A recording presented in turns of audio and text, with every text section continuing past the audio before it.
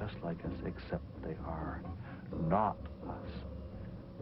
Pure paranoia. Jack Cohen is an evolutionary biologist who advises science fiction writers on the theoretical appearance of aliens. He sees no scientific possibility for shapeshifters.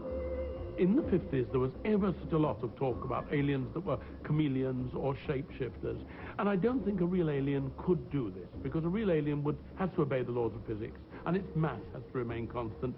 Like a werewolf or like a vampire, it can't change into a bat, because there's a lot of stuff left over. But while Jack Cohen believes that they can't change their shape, he thinks it's possible they could disguise it.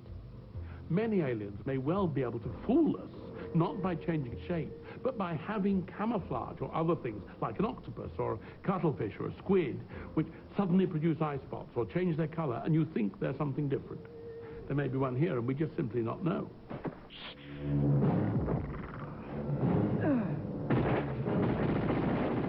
In the film Predator, America's finest battle an alien with a distinct tactical advantage. His technology may seem way beyond our grasp, but not for long.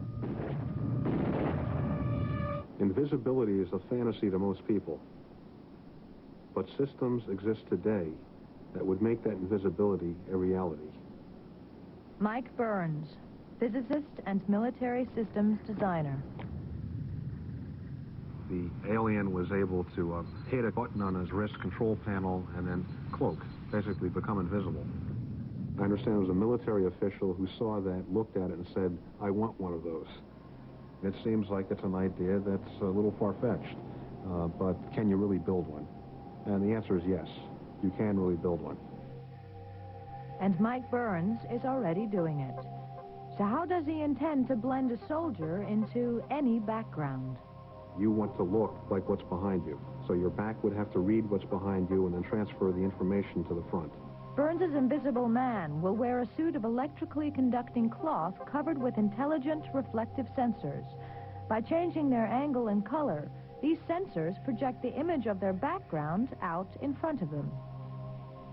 Now, if you had a perfect image of that, then I would be perfectly blended in with that background, and you would not see me. If it's not a perfect image, you see something that's slightly distorted.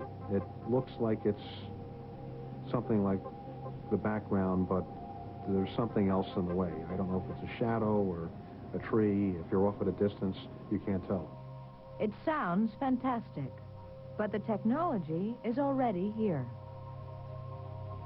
There are enough sensors and devices around that would indicate that you can actually put them together and make the system happen.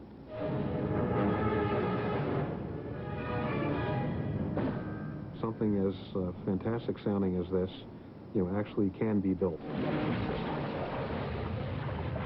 Now you see it, now you don't.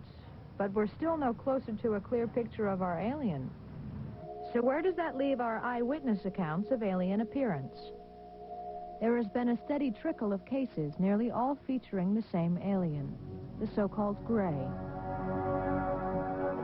But in the mid-70s, that trickle would become a flood. When aliens make contact with us, we're going to find out how accurately we guessed